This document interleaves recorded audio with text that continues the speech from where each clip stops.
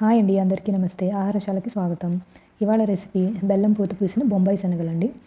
ఇవి తీసుకోవడం వలన మన శరీరానికి వెచ్చదనాన్ని, అలాగే ఇంకా ఎన్నో పోషకాలని అందిస్తుందండి. తయారీ విధానం చూద్దామండి. ముందుగా ఒక కప్పు శనగల్ని ఇలా ఒక ప్లేట్లో పోసుకోండి.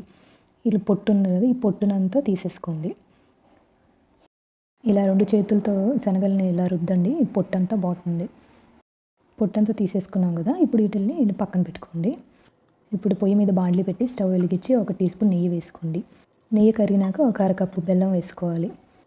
ఇప్పుడు ఈ బెల్లాన్ని అంతా కరగనివ్వాలండి. ఇలా కరిగేదాకా మనం గరిటెతో తిప్పుకుంటూ ఉండాలి.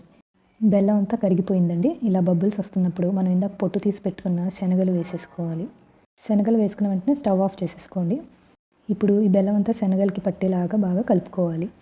బెల్లం పూత పూసిన శనగలు తినడం వలన చాలా ఆరోగ్య ప్రయోజనాలు ఉన్నాయండి.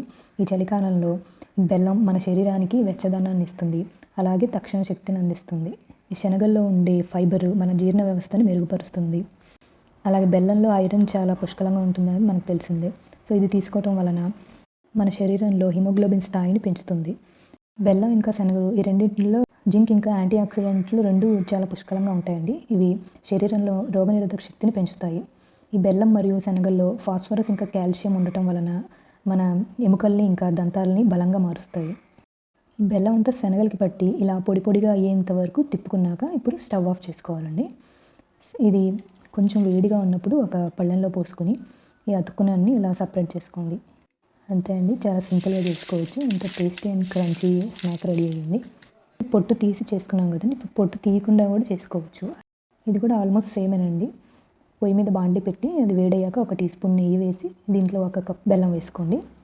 బెల్లం కరిగి ఇలా బబుల్స్ వస్తున్నప్పుడు 1 కప్పు శనగలు వేసుకోండి. ఇప్పుడు స్టవ్ ఆఫ్ చేసి శనగలకి బెల్లం బాగా పట్టేలాగా కలుపుకోవాలి. సేమ్ మనం ఇందాక సగం కప్పు వేసామండి, ఈ పొట్టుతో ఉన్నాయి కాబట్టి 1 కప్పు బెల్లం వేసుకున్నాము అంతే. ఇప్పుడు దీంట్లోకి 1 టేబుల్ స్పూన్ నువ్వులు కూడా వేసుకొని ఎంత బాగా కలిసేలా తిప్పుకోవాలి. ఇలా పొడి పొడిగా అయ్యేంత వరకు తిప్పుకొని స్టవ్ ఆఫ్ చేసుకోవాలి. కొద్దిసేపు అయ్యాక అవి కొంచెం గోరువెచ్చగా ఉన్నప్పుడు ఒక ప్లేట్లోకి తీసుకొని శనగల్ని విడివిడిగా చేసుకోండి.